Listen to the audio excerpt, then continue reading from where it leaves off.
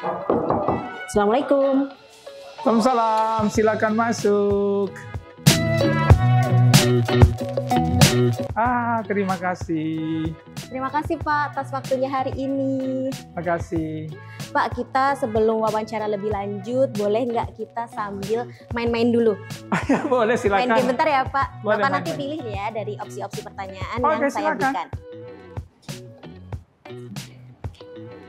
Baik, yang pertama boleh pilih ya Pak antara Instagram atau TikTok. Tadi milih Instagram karena kita followernya sudah lebih dari 69.000. Wah, udah banyak banget ya Pak. Banyak. Harus ditambah lagi ya Pak? Kita pasti tambah.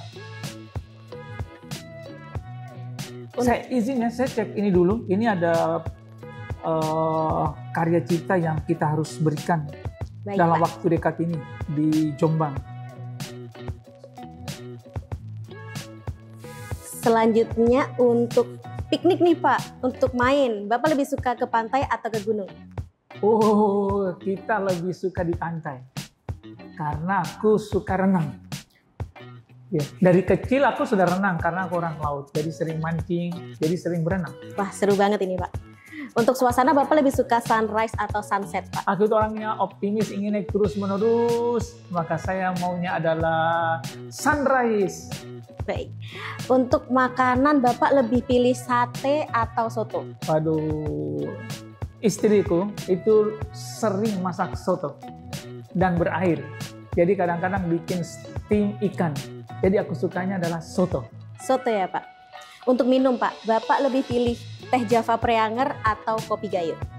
Aku mau dua-duanya ya. Di pagi hari aku mau minum kopi gayo, tapi nanti di siang hari mau minum teh Java Preanger. Wah, kita lanjutkan di sini ya. Baik. Selanjutnya Bapak kalau boleh milih nih Pak, lebih suka sepatu baru atau baju baru? Aku maunya yang lebih nampak. Ya adalah pakai baju baru. Dan setelah itu baju baru itu bisa dipakai buat sholat loh. Tapi kalau sepatu kan nggak bisa. Harus dilepas ya Pak? Harus dilepas. Untuk bahan nih Pak, karena lebih suka baju baru, Bapak lebih suka bahan tenun atau batik nih Pak? Ini lihat aja nih baju, nah ini baju batik loh. Jadi aku senang batik. Ya. Baik. Untuk hobi nih Pak selanjutnya, Bapak lebih suka baca atau dengerin musik? Aku setiap hari baca. Jadi aku senang membaca. Lebih suka baca ya Pak? Nah selanjutnya Bapak lebih suka ciptain lagu atau menulis buku? Sebenarnya sih dua-duanya, tapi yang aku lebih keren sekarang itu adalah menciptakan lagu. Karena saya sudah menciptakan kurang lebih Mars itu ada 6 dan 1 himne. Ada Mars Inspektorat Jenderal, ada Mars daripada BPSDM Hukum dan HAM, ada Marsnya daripada Politeknik Pengayoman Indonesia, Marsnya JDKI, Marsnya IPAKI, dan baru terakhir ini akan segera di launching itu adalah Mars Kekayaan Intelektual Indonesia. Dan satu lagi adalah himne Politeknik Pengayoman Indonesia. Terakhir Pak, Bapak pilih Didi atau Melody? Wah, aku pilih dua-duanya ya, karena memang Didi dan Melody itu menjadi maskot kita dalam tahun tematik Hak Cipta dan Desain Industri tahun 2025. Ya, temanya itu adalah majukan Indonesia dengan kreativitas dan inovasi anak bangsa yang terlindungi di era digital. Jadi Melody dan Didi saya pilih dua-duanya. Dan kami Direktur Agenda Intelektual pasti milih dua-duanya. Apa alasan Bapak memilih maskot Didi dan Melody di tahun ini? Aduh, baik, terima kasih. Sebenarnya alasannya bukan alasan pribadi ya. Karena di Direktorat Jenderal Intelektual ini kita lah berkolaborasi, bersinergi secara keseluruhan. Jadi merumuskan segala sesuatu bukan oleh saya selaku pimpinan tertinggi, tapi kita adalah bahas di dalam forum secara bersama-sama. Kemudian kita merumuskan, memilih Didi dan Melody. Waktu itu banyak pilihan, tapi kemudian merujuk pilihan kita lah kepada Didi dan Melody. Didi itu adalah menggambarkan seorang laki-laki yang kreatif di bidang desain. Dia adalah seorang desainer di era digital ini.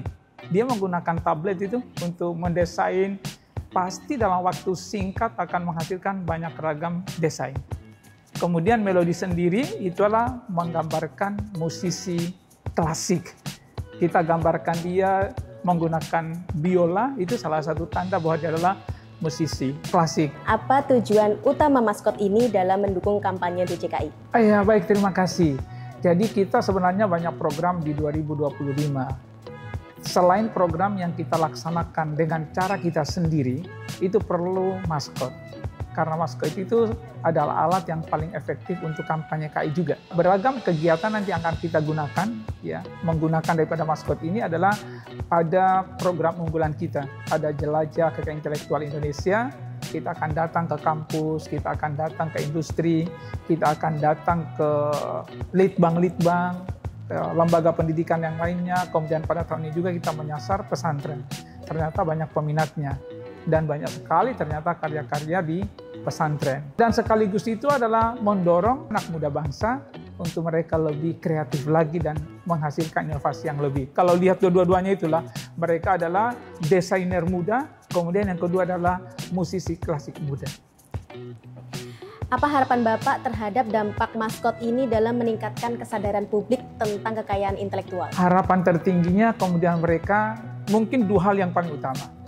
Mereka menyadari bahwa ternyata mendaftarkan kekayaan intelektual itu penting. Sehingga mereka kalau sudah punya karya, maka mereka daftarkan. Karena kekayaan intelektual itu adalah aset. Kalau dalam Mars Kekayaan Intelektual Indonesia, itu kita metaforakan sebagai berlian tersembunyi. Ada sesuatu, harta, kekayaan, aset yang sebenarnya tersimpan di dalam kekayaan intelektual sendiri. Jadi mereka berbondong-bondong mendaftarkan. Karena kalau tidak didaftarkan, apabila kemudian dicuri orang lain, maka nanti akan kehilangan sesuatu yang lebih besar lagi. Yang kedua, masyarakat supaya menghargai karya orang lain. Sehingga kalaupun membeli sesuatu yang memang punya kekayaan intelektual. Jangan beli barang bajakan. Karena membeli barang bajakan itu banyak kerugiannya. Belum kerugian buat si pemiliknya sendiri, kemudian kerugian bagi pembelinya sendiri. Dia rugi loh, walaupun sebenarnya dia mendapatkan harga yang di bawah, tapi dia rugi. Apalagi dari si kayak kosmetik dan macam-macam ya, itu pasti akan membahayakan dia sendiri. Baik, terima kasih Bapak atas waktunya hari ini.